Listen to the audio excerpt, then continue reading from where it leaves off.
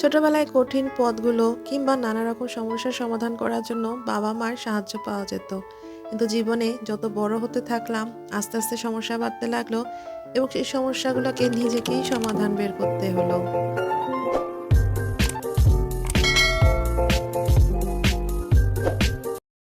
আসসালামু আলাইকুম। মমতাজ সংসার থেকে আপনাদের সবাইকে জানাচ্ছি অনেক অনেক স্বাগতম। দেশ এবং বিদেশ থেকে যেসব বন্ধুরা আজকে আমার ভিডিওটি দেখছেন সবাইকে অনেক অনেক ভালোবাসা এবং শুভকামনা রইল। আশা করি আপনারা সবাই অনেক ভালো আছেন।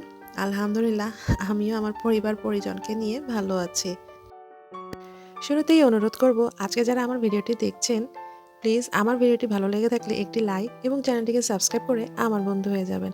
আপনাদের একটি লাইক এবং সাবস্ক্রাইব আমার জন্য খুবই মূল্যবান। আমি এখানে অনেকগুলো কাপকেক বানিয়ে ফেলেছি। কিছুটা চকলেট আর কিছু হচ্ছে ভ্যানিলা ফ্লেভারের। আসলে গতকালকে ভিডিওতে দেখিয়েছিলাম যে আমি কিছু কুলি পিঠা বানিয়েছি আমার শ্বশুরবাসায় নিয়ে যাব। আর সাথে আমি কিছু কাপকেকও নিয়ে যাচ্ছি। আমার শাশুড়ি মানে আমার শ্বশুরবাসায় গেলে আমার শাশুড়ি আরকি নিজে শুধু একাই খান না। মানে আমরা এই ফ্যামিলির মানুষরাই খান না। উনার যে পাশের মানে বাসার যে লোকজন আছেন এইবার উনাদেরকেও দেন যে বউ নিয়ে এসেছে।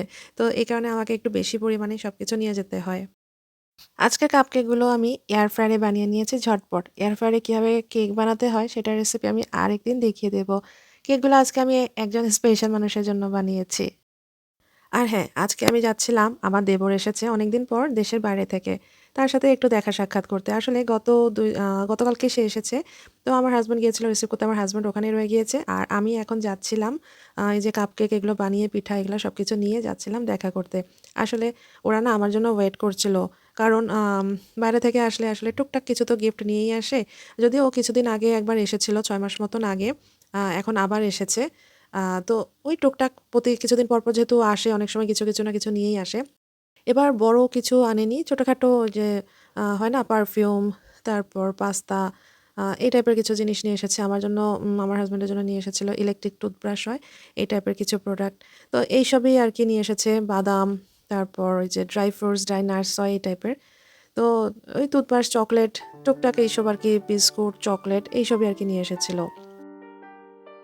আমি যাওয়ার সময় আবারও একটু ওই যে ছানার যে সন্দেশ হয় সেটাও নিয়ে গেছিলাম। আর দেখতেই পাচ্ছেন আমার শাশুড়িমা অনেক ধরনের আইটেম করেছে।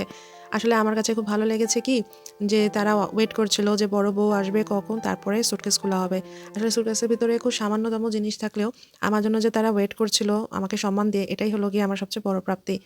আসলে শ্বশুরবাসায় সম্মান বা ভালোবাসা পেতে হলে না বউদেরও কিছু দিতে হয়। তো অনেক সময় আমরা বলি যে মানিয়ে গুছিয়ে চলতে হবে। কিন্তু মানিয়ে গুছিয়ে চলার জন্য আমাদের কিছু টিপস কিন্তু ফলো করা উচিত। যেমন আমার শাশুড়ি মা স্কুল শিক্ষিকা হলে মানে ছিলেন। তো উনি বেশ রাগী টাইপের ছিলেন। যেকোনো কথায় একটু ধমক দেওয়া, রাগ দেওয়া বা শাশুড়িরা টিপিক্যাল শাশুড়িরা যেরকম হয় আরকি। তো ১ম উনার অনেক ধরনের কথায় আমার একটু রাগ হতো, অভিমান হতো, অনেক সময় কান্না পেত, মন খারাপ হতো। তারপরও এই সমস্ত জিনিসগুলাকে আমি ধৈর্য ধরে আস্তে, আস্তে মানিয়ে নেওয়ার চেষ্টা করেছি এবং উনি যেভাবে চাইতেন আমি সেভাবে চলার চেষ্টা করেছি। যেন আমি আমার জন্য যদি আমার সংসারের জন্য মানে বিয়ের পর থেকেই মোটামুটি আমি আলাদাই থাকি। তো আমার সংসারের জন্য আমি যদি কিছু জিনিস কিনি, সেম জিনিস উনার জন্য ডাবল মানে অনেক কিছু ডাবল কিনা লাগতো আরকি। তো এরকম আবার রান্না, উনি খুব ঘরোয়া টাইপ একজন মানুষ। তো আমি সাংসারিক দেখে উনি এটা খুব পছন্দ করে। আমি গুছিয়ে কাজ করি। সুন্দর মানে ভালো রান্না করতে পারি। রান্না করে ওনাদের খাবার পাঠাতাম বক্সে করে বা ওখানে গেলে আমি রান্না করতাম। তো অনেক ধরনের মানে লক্ষ্মীমন্ত বউ হয় না? ওই টাইপের গুণগুলা দেখে উনি কিন্তু আমাকে ভালোবেসে ফেলেছেন। তো আমার ভুল ত্রুটিগুলাও উনি ওভারকাম করেছেন। কোনো কিছু লাগলে পরবর্তীতে সুন্দর করে বুঝিয়ে বলতেন। আসলে ২ পক্ষেরই উচিত মানিয়ে গুছিয়ে চলা। একটা বউ যখন নতুন ফ্যামিলিতে যায় তাকেও নতুন মেয়ে হিসেবে আরকি ভালোবাসা দিয়ে আপন করে নেওয়া উচিত। আর বউদেরও উচিত শ্বশুরবাড়ির লোকদেরকে নিজের ফ্যামিলির মতন মেনে নেওয়া। আসলে ২ পক্ষের সম্মতি না থাকলে, আদর ভালোবাসা না থাকলে কোনো কিছুই সুখের শান্তির ভালোবাসার হয় না। তো যারা নতুন বিবাহিত বা নতুন বিয়ে করবেন আপুরা, ভাইয়েরা সবাই একটু এই জিনিসগুলো মাথায় রাখবেন যে স্বামীদের বউদেরকে সাপোর্ট করতে হবে। আর বউদেরও উচিত সবাইকে মানিয়ে নিয়ে চলা। আর শ্বশুরবাড়িরও এতগুলো মানুষ একটা মেয়ে বউ হিসেবে আসে, তাকে সেইভাবে আদর করেই রাখা। তাহলে কিন্তু ভালোবাসার বদলেই ভালোবাসা পাওয়া যায়। আমি ঠিক যেভাবে পেয়েছি সেই টিপসগুলো আপনাদের সাথে শেয়ার করলাম। আর এই তো দুপুরে খাওয়া-দাওয়ার পর একটু ছাদে চলে এসেছিলাম। ছাদে দেখতে পাচ্ছেন আমার শাশুড়ি মায়ের অনেক ধরনের ফুল আর ফলের বাগান রয়েছে। আর কবুতরও পালেন।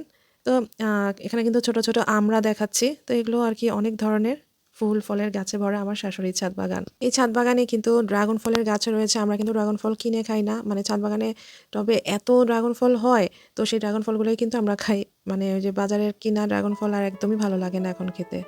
তো এই তো ছোট্ট একটা আপনাদের সাথে ট্যুর শেয়ার করলাম শ্বশুরবাড়ির। ভালো লাগলে লাইক, কমেন্টস, শেয়ার দিয়ে এবং চ্যানেলটিকে সাবস্ক্রাইব করে প্লিজ বন্ধু হয়ে যাবেন।